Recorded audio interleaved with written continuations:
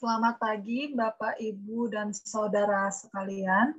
Perkenalkan, nama saya Junita Monica Angelin dari UPN Veteran Jakarta. Pada pagi hari ini saya akan memaparkan materi mengenai penyuluhan anti korupsi. Semoga Bapak, Ibu dalam keadaan sehat dan semangat untuk kita dapat belajar bersama memerangi korupsi. Pertama-tama saya menghimbau Bapak Ibu untuk tetap menerapkan protokol 3M, mencuci tangan, menggunakan masker, dan menjaga jarak.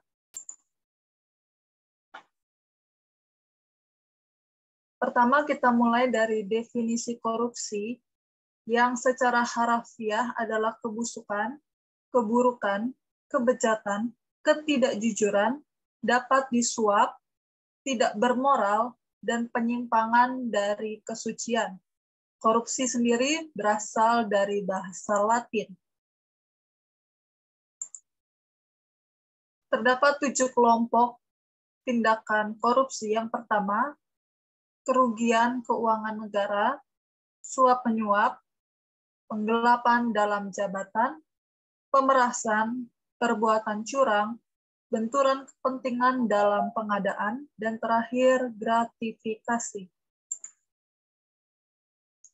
Kita dapat melakukan pencegahan korupsi dengan melakukan 7 step ini, yaitu melakukan tindakan preventif, melakukan edukasi sedini mungkin, ketiga, melakukan pengembalian uang negara, melakukan pengawasan melekat, sosialisasi penyuluhan anti korupsi, perbaikan sistem pengawasan, mempermudah sistem perizinan.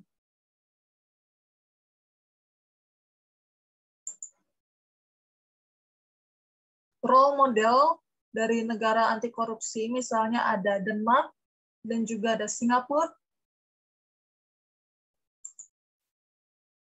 Kita lihat contohnya Denmark yang memiliki 88 poin. Jadi Denmark ini memiliki transparansi di dalam pemerintahannya, dan kita tahu bahwa di dalam negara ini pendidikan gratis, dan juga para siswa dan mahasiswa mendapatkan biaya hidup bulanan dari pemerintah.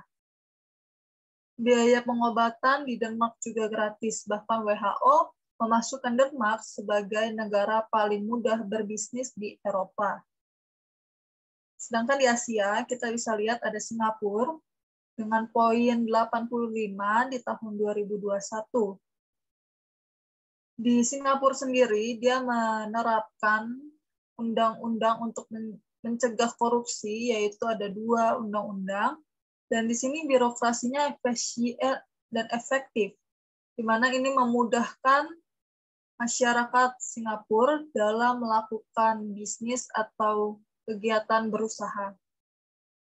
Di sini juga tingkat kepercayaan pada pemerintah cukup tinggi, sehingga dapat dikatakan bahwa ini mengidentifikasikan adanya dukungan untuk support dari pemerintah ke warga juga tinggi. Organisasi acuan ada International Anti-Corruption Conference, dan ini kita dapat lihat ya dampak dari korupsi, kemiskinan, kesenjangan sosial, misalnya penurunan produktivitas, rendahnya kualitas barang dan jasa untuk publik, juga hilangnya kepercayaan masyarakat, menurunnya kualitas lingkungan, menurunnya kualitas hidup. Ada kerugian negara dan hukuman, di mana kerugian negara lebih besar dibandingkan dengan hukuman.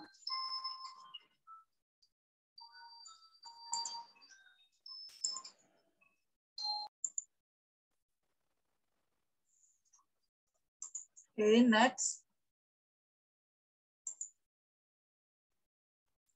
Terdapat biaya sosial korupsi, yang kita lihat misalnya ada biaya penegakan hukum, biaya pencegahan korupsi, biaya penahanan, dan biaya penjara.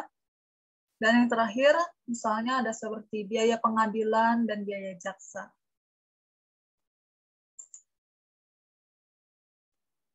Akibat kejahatan koruptor, pelayanan publik tak kunjung membaik.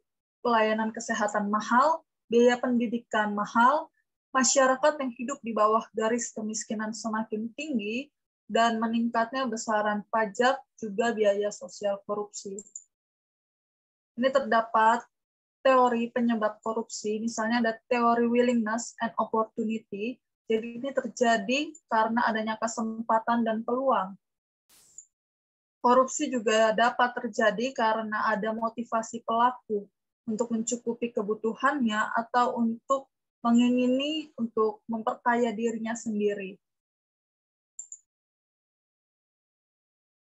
Ini ada dasar hukum tindak pidana korupsi, dapat saudara baca. Ada perbedaan gratifikasi, uang pelicin, pemerasan, dan suap. Strategi pemberantasan korupsi ini ada 3 yang perlu kita perhatikan. Yang pertama, represif, agar masyarakat atau pemerintahan takut melakukan korupsi. Yang kedua, perbaikan sistem, yaitu agar tidak dapat melakukan korupsi. Yang ketiga, edukasi dan kampanye agar tidak mau melakukan korupsi. Rencana pemberantasan korupsi kita menggunakan metode SMART, dan juga kita menanamkan nilai-nilai moral integritas, yaitu ada 9 nilai moral integritas. Sekian untuk materi anti korupsi pada hari ini. Kurang lebihnya mohon maaf. Jika ada pertanyaan, Bapak Ibu Saudara dapat menanyakannya ke saya. Sekian dan terima kasih.